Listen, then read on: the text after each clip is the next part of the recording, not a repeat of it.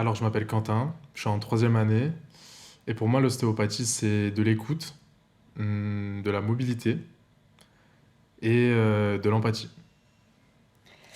Et moi, c'est Cléo. Je suis en troisième année. Et l'ostéopathie en trois mots, pour moi, c'est comme Quentin, beaucoup d'écoute, de la globalité. Et pour pas redire de l'empathie, de la compréhension. Le déclic, pourquoi avoir choisi le COP Aix-Marseille? Moi, j'ai choisi le COP Aix-Marseille après une réorientation pour mon parcours. Et avant, j'étais en direction de travaux.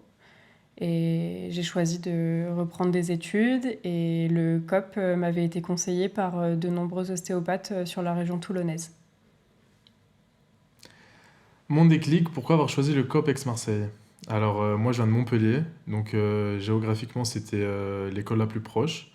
Je me suis renseigné sur cette école, c'était très bien réputé, donc je me suis dit pourquoi pas. Et après, j'ai passé un premier rendez-vous, j'ai bien aimé l'équipe pédagogique et administrative, donc je me suis dit go, et j'ai été accepté. Et c'était super par la suite. Ta plus grosse galère en cours d'anatomie jusqu'ici? Alors franchement, je pense que c'est la myologie de l'avant-bras. Je suis d'accord avec toi. C'est une galère. C'est pareil. Pour moi, la plus grosse galère en cours d'anatomie, c'est tout ce qui va être insertion des muscles au niveau de la main. J'avoue que c'est une petite partie un peu compliquée. La main de l'ostéo, don inné ou travail acharné, pour moi, c'est comme conduire une voiture. C'est en s'entraînant et en continuant qu'on va créer ce toucher qui va nous être utile pour pouvoir soigner nos patients plus tard. La main de l'ostéo, don inné ou travail acharné? Alors pour moi, il n'y a pas de don. Déjà pour commencer, c'est vraiment un travail. On développe un ressenti, on développe des sensations, donc évidemment c'est du travail et il n'y a rien d'inné. Le cliché sur les étudiants en ostéo que tu veux briser. Alors, on n'est pas des charlatans. Même si c'est pas reconnu encore, et ben, on aide les patients, on les écoute et on essaye au mieux en tout cas pour qu'ils se sentent mieux tous les jours. Pour moi, sur les étudiants en ostéo que j'avais quand j'ai fait mes premières études de droit, c'était vachement le cliché de le, l'étudiant un peu fils à papa qui sait pas trop ce qu'il fait, qui a pas réussi médecine. Mais franchement, pour moi, c'est plus une vocation. Enfin, les étudiants en ostéo, c'est plutôt des gens qui recherchent à aider les autres et qui le font d'une approche beaucoup plus globale et beaucoup plus sincère et à l'écoute. Yes. Euh, pour moi, ça serait plutôt des techniques structurelles au niveau de la cheville et du pied. Et toi? Alors moi, ma technique préférée, ça va être le lambarol. J'aime bien. Généralement, ça craque. On peut envoyer un peu de force. Donc j'aime bien. C'est super. Le passage en clinique approche, prêt à toucher des vrais gens. Alors, prêt, oui. Après, c'est sûr qu'il y a un peu de pression. Là, on est sur des vraies personnes. On est plus sur nos collègues de classe. Donc, ça change beaucoup. Même comme on a créé des liens et tout, là, on va vraiment toucher des vraies personnes. Donc, ça met un peu de pression. Mais on est prêt. On a été bien formés. Donc, hâte. Alors, c'est comme a dit Quentin, on a été très bien formés. C'est vrai que ça fait bizarre de passer d'un patient, enfin d'un élève qu'on voit tous les jours et sur lesquels on pratique tous les jours à un patient qu'on connaît pas.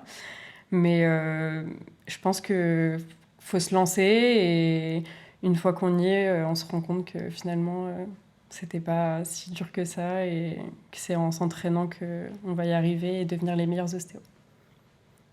Comment ta vision du corps humain a changé en 3 ans?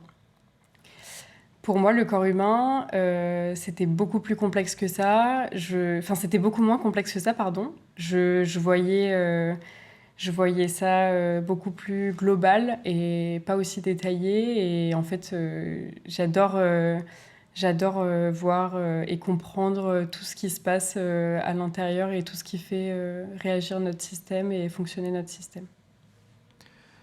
Alors, ouais, personnellement, moi, elle a beaucoup évolué, ma vision du corps humain en 3 ans. On découvre beaucoup de choses. On se rend compte qu'il y a énormément de choses. Et plus on en apprend et plus on se rend compte qu'on est loin encore de tout savoir sur toutes les structures. Donc ouais, c'est génial le corps humain. Donc ouais, moi ça me fait énormément plaisir de découvrir plus sur les humains en général et même nous.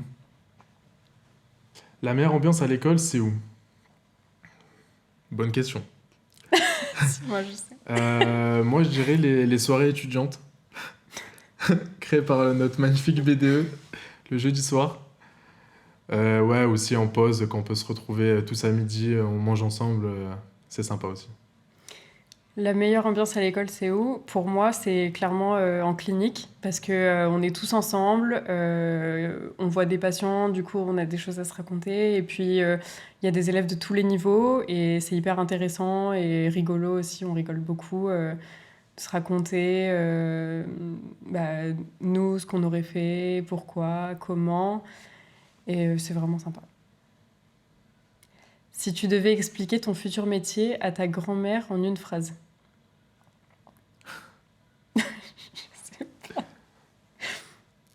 Tu sais, Quentin? Tu y peux ou pas? Parce que je sais pas du tout. Alors, comment j'expliquerais ça? Pour moi, l'ostéopathie, c'est une vision globale du corps humain, où on vise à étudier tous les systèmes pour englober un maximum d'informations. Et en fonction de ça, c'est un interrogatoire, c'est de la recherche pour aider le patient au maximum. Et du coup, je dirais que c'est aider le patient dans sa globalité et par exemple, si c'était ma grand-mère, pour lui redonner beaucoup de mobilité. L'outil indispensable de l'étudiant. Alors là, notre cerveau. À part nos mains, notre cerveau, franchement.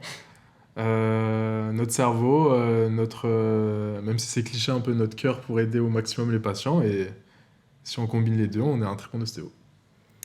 L'outil indispensable de l'étudiant, c'est pour moi savoir gérer son temps à 100%. Et c'est surtout en ostéo ce qui va faire la réussite pour moi de nos études. Ton conseil d'expert pour un futur étudiant qui hésite à s'inscrire? Foncez. C'est super cool. Je sais pas. C'est vraiment des études sympas. C'est un peu dur de se lancer parce qu'en fait, on se rend compte qu'il y a beaucoup de choses à savoir, beaucoup de choses à apprendre. Mais une fois ces barrières-là passées, comme en fait dans beaucoup d'études, c'est vraiment que du positif. Et surtout pour les gens en recherche d'aide aux autres ou d'écoute, franchement, je vois pas pourquoi ce qui les freinerait à s'inscrire. Ouais, c'est super, c'est des super études en tout cas. Mais moi, mon conseil, ça serait tout simplement d'aller dans les JPO, d'aller dans les salons de l'étudiant, se renseigner sur la profession, sur le futur de la profession, savoir si vous êtes vraiment intéressé par ce métier-là. Après moi, enfin pas moi, mais nous, on a fait la prépa. Oui. Donc c'est une bonne solution aussi de découvrir un métier. C'est un bon format en tout cas, donc je vous conseille de la faire. Et on se retrouvera peut-être l'année prochaine. Vertèbre. Viscéral. À 100%. Ok. Salle de pratique. Ouais, tous les jours. Tous les jours, salle de pratique.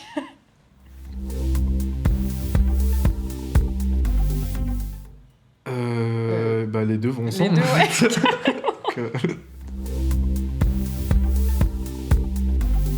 Ça dépend. Alors, ouais. Ça dépend des matières. Pratique, forcément, réviser en groupe. Après. Mais les théoriques révisées solo. Ouais, je suis plus comme ça aussi. Moi aussi. Craquer ou masser? Craquer. Bah, déjà, on masse pas. Ouais. Et même si c'était autre que craquer, j'aurais choisi craquer. Craquer. Donc, ouais.